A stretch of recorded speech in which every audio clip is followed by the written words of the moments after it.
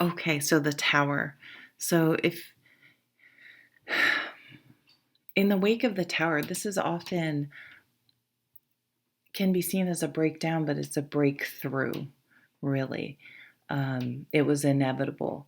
And then to really get the wisdom and the value out of the experience of why you were resisting making the changes that the tower comes in and makes for you, in a sense,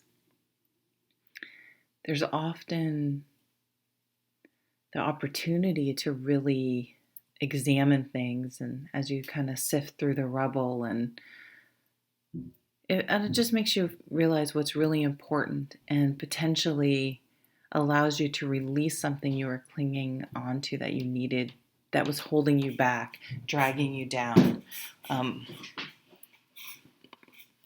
and be able to move forward more freely and with more wisdom and kind of a different approach, I guess, that's coming through.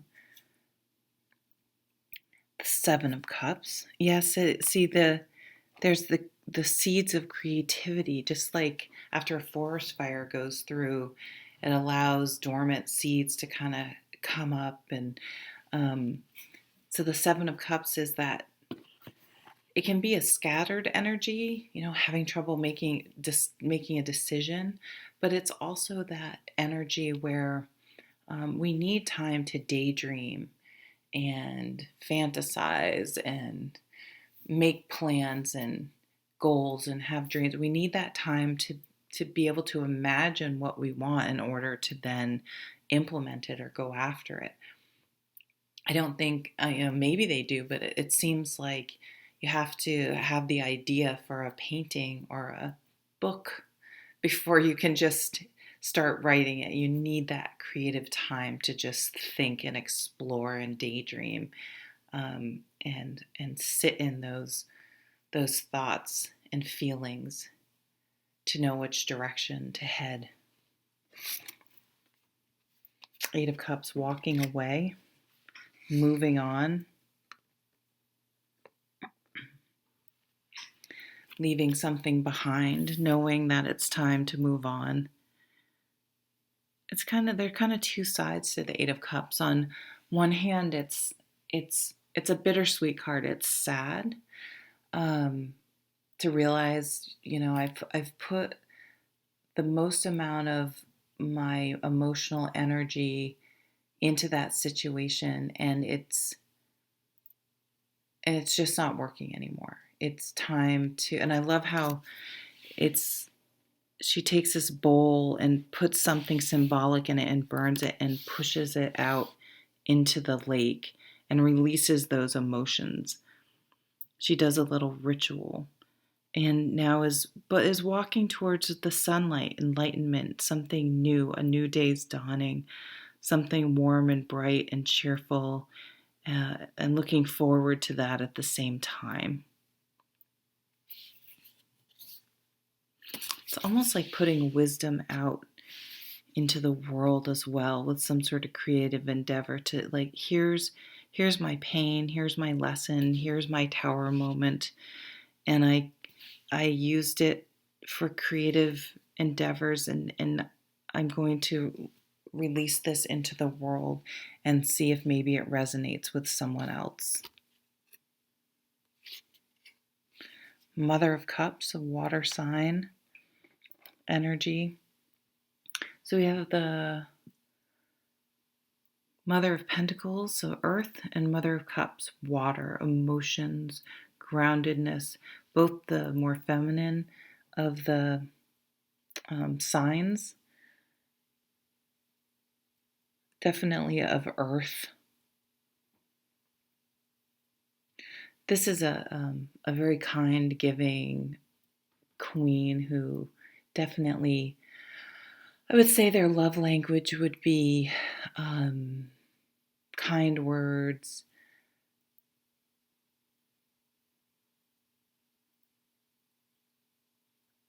holding you while you cry, things like that, like very comforting.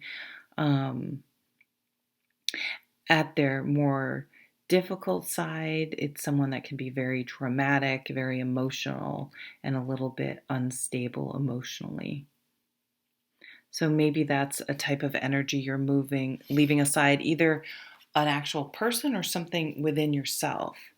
And the strength card. So the strength card is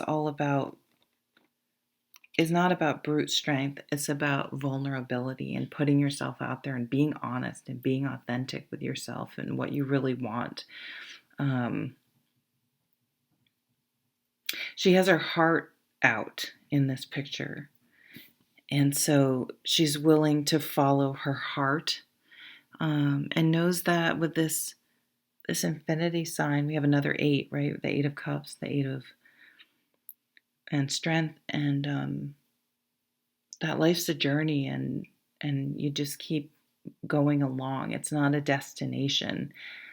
And saying, okay, this new chapter with the 8 of Cups, sort of the Tower moment, the 8 of Cups, okay, I need to move on. But I'm still going to put myself out there. I'm still going to live. I'm still going to actively participate and move forward.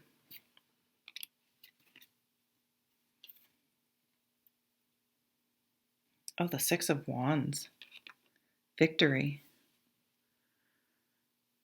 You're going to be victorious if you live authentically, and have the courage to, because otherwise you're denying yourself.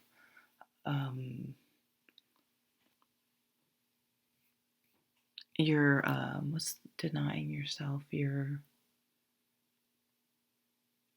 censoring your life. What's the right word? I guess it's almost like, is there some part of you that doesn't think you deserve the happiness? And I think it's a defense mechanism. But I feel that with the strength card, it's just like, you know what? Fuck it. This is who I am. I'm going to be vulnerable. I'm going to be open, and I'll just I can deal with it. It will be okay. And just having the courage to be open like that, and move forward and just move on and just keep putting one foot in front of the other and knowing that it will all be okay. I think doing grounding things this month would be really important to you, with that 4 of Pentacles and the Queen of Pentacles over there. Whether it's just getting out and walking and being in nature, or having some plants around. I did my meditations, pretty grounding. It's a walk in nature, it's called. And just to make sure that you don't get too in your head or too much anxiety, because I feel like this is actually a really positive thing. So it's very confusing to me why the Tower has to come in and give you that shove. It's like you're going skydiving and you wanted it and you're so excited, but you still need someone to shove you out the door. I don't know. You just need someone to give you that last push, and it's coming. And I definitely see, for a lot of you, saying, well, that was stupid. That really wasn't as big of a deal as I was making it out to be. But for others of you, it will be very significant, and you will live differently moving forward. But it's like you're not going to miss the opportunity that the situation presented. You're really going to appreciate it and embrace it, and move forward with more enlightenment and wisdom. You see the sun coming out here. I see Leo time, so the summer, well, in the northern hemisphere.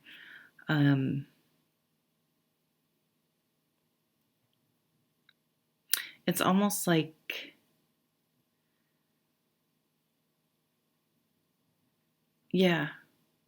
really feeling like the real you.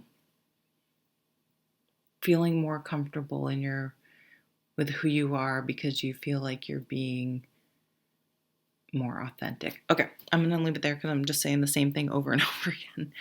I hope you have a great March and take care.